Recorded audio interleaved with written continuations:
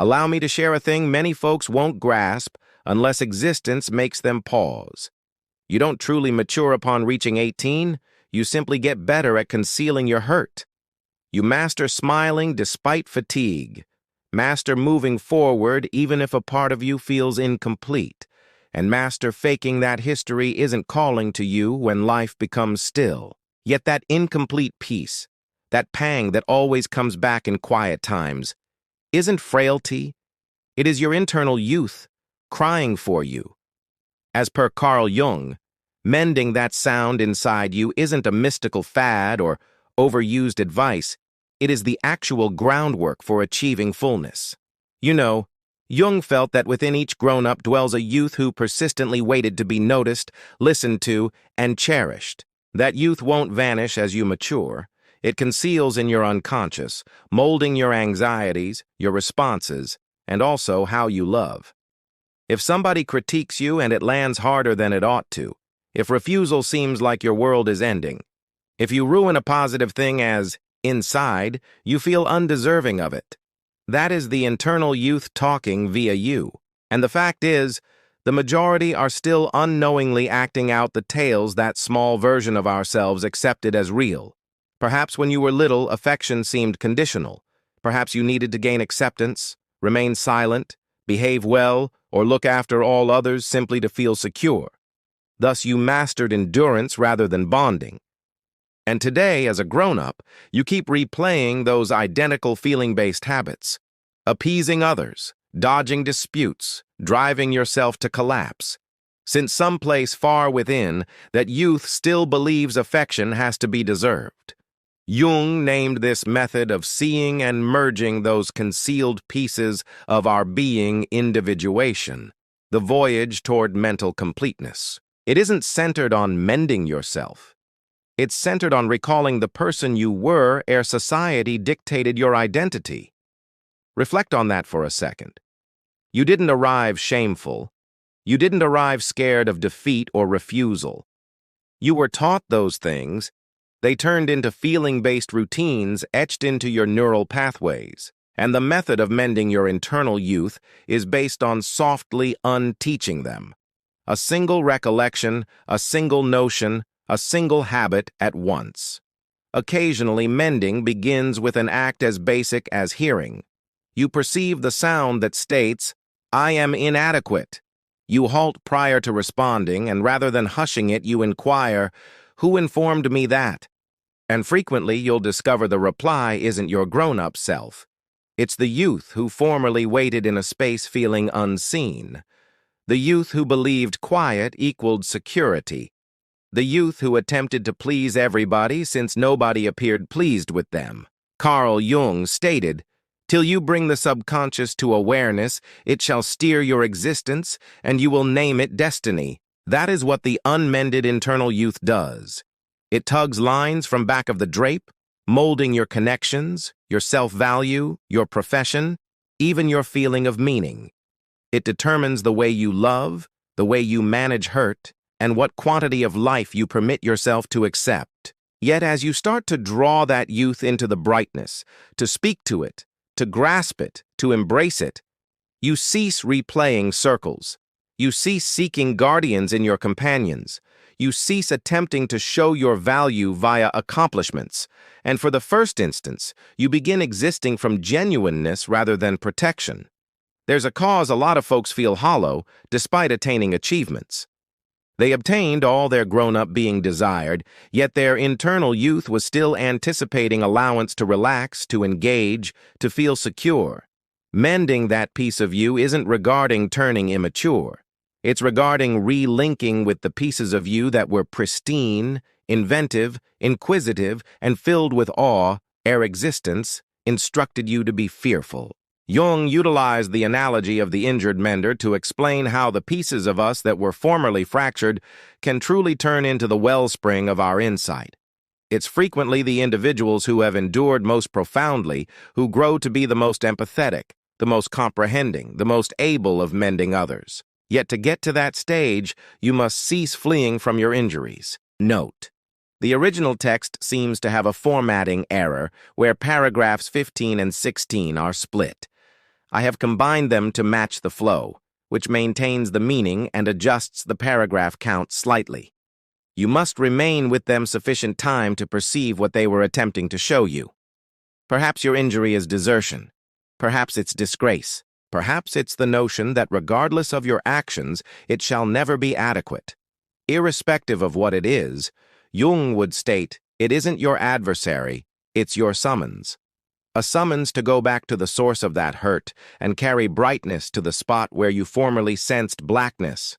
And that is the spot the true metamorphosis starts, not in flawlessness, but in mindfulness. Since mending isn't a direct path, it is recalling on one day and not recalling on the next. It is weeping about issues you believed you were past. It is mastering how to be kind to yourself, despite being annoyed that you aren't improved yet. That is mending. That is development. Picture this. You are resting solo following a lengthy day, and a known surge of sorrow strikes you. It isn't logical. All in your existence appears okay. Yet that feeling isn't arbitrary. It is a signal, a recollection emerging. Perhaps it is the isolation you sensed when nobody saw your weeping as a youth. Perhaps it is the culpability you bore for requiring excessively. Rather than shoving it aside, what if you just stated, I am hearing? That lone action of recognition is potent. Since when your internal youth at last feels perceived, a thing within you mellows. You cease requiring the world to affirm you in the identical manner. You cease pursuing individuals who duplicate your old injuries. You cease attempting to mend yourself since you grasp you were never fractured. Jung once stated that each individual you encounter is a reflection of a thing within you. The ones who annoy you, the ones who motivate you, the ones who cause you to feel little or noticed, they all mirror pieces of your own mind. And as you commence mending your internal youth, those reflections start to shift. You draw individuals who talk kindly since you've mastered talking kindly to yourself. You discover calm in isolation since your internal youth no more feels deserted there. You commence to exist not from fright but from selection. Yet let us be truthful. Mending is not appealing. It is chaotic. Occasionally it's alienating. You could sense like you are breaking down. Yet what is truly occurring is unification. The fragments of you that were dispersed through various years of your existence are gradually returning. Carl Jung depicted the mind as a huge terrain full of emblems and models, every single one signifying a fragment of your narrative. As the internal youth is among the most potent emblems in that terrain, since it links you to your beginnings, your purity, and your bare humankind. When you disregard it, your grown-up being turns stiff, worried, and detached. Yet when you foster it, your whole internal existence starts to readjust. You begin observing tiny instances like the manner daylight touches your hands or how amusement feels less heavy than it once did. You begin finding delight again without requiring a cause. You cease saying sorry for your responsiveness and start viewing it as a type of intellect, since responsiveness is what permits you to sense the world profoundly, and sensing profoundly is what makes existence significant. The current era instructs us to stifle feeling, to remain efficient, to continue going. Yet Jung's lessons recall for us that mending doesn't occur in movement. It occurs in quietness. It occurs when you at last halt sufficient time to hear the reverberations of your own core. When you cease attempting to flee the hurt and rather inquire of it, what are you attempting to reveal to me? That is when your internal youth starts to believe in you again. It starts to grasp that it's secure to emerge, to engage, to make, to sense, and gradually the space between the person you are and the person you were starts to vanish. You grasp you've passed such a long time attempting to turn into somebody different, when the whole time mending was regarding recalling the person you were ere the world became noisy, and that grasping alters all things. Since as you start to foster that youth inside, to hear, pardon, and shield it, you cease requiring others to perform it for you. You cease pursuing affection and start personifying it. And the existence that formerly felt weighty starts to feel less dense. Not since the world shifted, but since you did. That is the silent strength of Jung's insight. He didn't instruct folks to flee their hurt. He instructed them to encounter it. To step into the blackness with a light rather than faking the blackness wasn't present.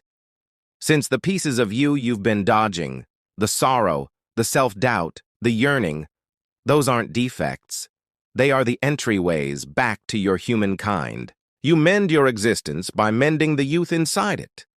And when you at last do, the world ceases sensing like a location you must endure and starts sensing like a location you can exist. There's a thing holy about the instant you cease fleeing from yourself. It's faint, nearly undetectable initially. Perhaps it occurs when you cease saying sorry for being feelingful, or when you find yourself grinning without making it. Perhaps it occurs when you at last rest in quiet and grasp. You don't require somebody to occupy it any longer.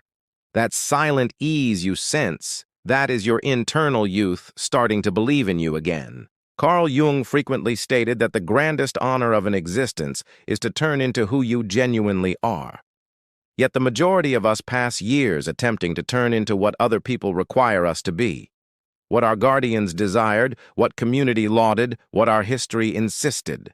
So we morph to endure. We put on disguises so flawlessly that following a time, even we don't recall what's beneath. And still, someplace within, a tiny sound murmurs, "This is not me." That sound is your reality. It is your internal youth recalling for you who you were ere you mastered faking. When Jung spoke of the shadow, the concealed face of the mind, he didn't imply a thing malicious. He implied the pieces of you that you've refused, stifled, or concealed since they weren't approved by the world surrounding you. That is where your internal youth frequently conceals, within the shadow. In the pieces of you that yet sense excessively, desire excessively, or dread excessively.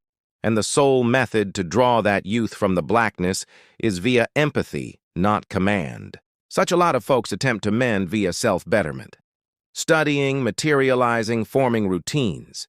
Yet mending isn't perpetually about turning superior. It's about turning truthful.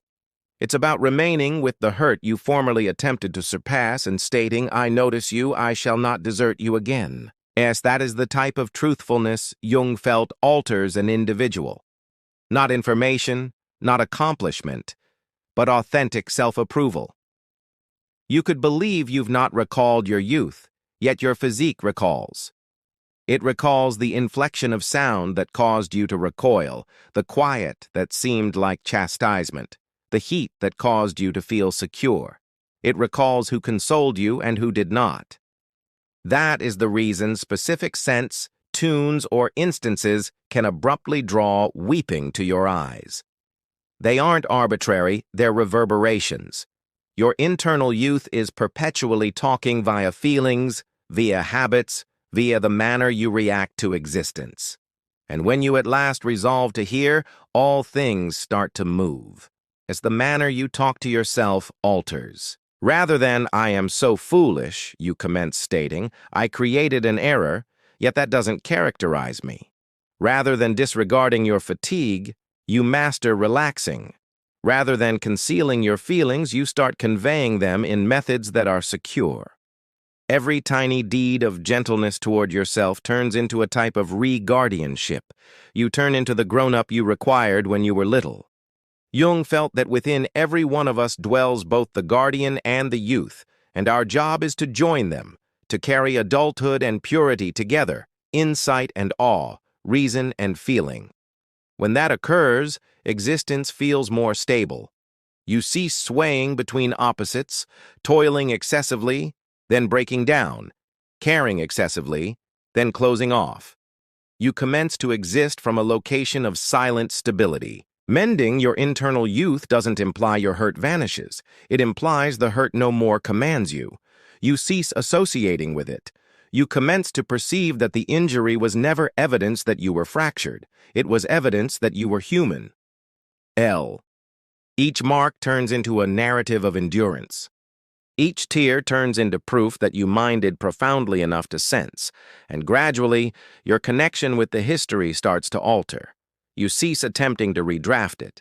You start to grasp it. You perceive your guardians not as antagonists or protagonists, but as folks who also had injured youths inside them. You perceive the tormentors, the heartaches, the letdowns, not as characterizing instances, but as sections in a far larger narrative. The instant you pardon, not to condone, but to liberate yourself, your internal youth breathes out for the first instance. There's a silent grace in that liberation. You commence to laugh without dissecting the reason. You start making again, drawing, scripting, moving, anything your tinier self cherished. You find inquisitiveness again. You recall how it seemed to gaze at the heavens and question, not fret. And that is when you grasp, mending your internal youth doesn't only mend the history, it alters your time to come.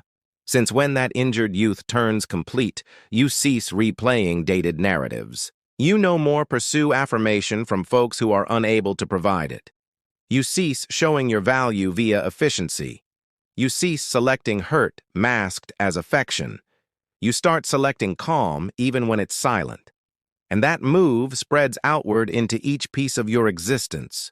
Your job, your connections, your inventiveness, your feeling of meaning. Jung once stated that the spirit yearns to be made complete, and it shall cry to you via signs until you hear. Worry, exhaustion, agitation, feeling-based insensibility. These aren't arbitrary. They're indicators. They're the mind's method of stating, a thing inside me requires focus. And when you reply to that cry, when you at last face inward rather than outward, existence starts being logical in methods it never was previously. Mending your internal youth isn't regarding pursuing delight. It's regarding discovering calm and being authentic. It's not regarding wiping out the marks. It's regarding grasping their evidence of your developing. It's about acknowledging that the piece of you that yet feels adrift is also the piece that understands the path home. Occasionally, the most potent mending instant arrives not in counseling, not in contemplation, but in the basic deed of embracing yourself as you weep. Since that's what the youth inside you perpetually required. To understand that somebody would remain, despite things turning chaotic. That somebody is you at present, and as that connection starts to build between the person you were and the person you've turned into, you start to perceive yourself differently, not as somebody attempting to mend, but as somebody who is mending, not as fractured, but as flowering.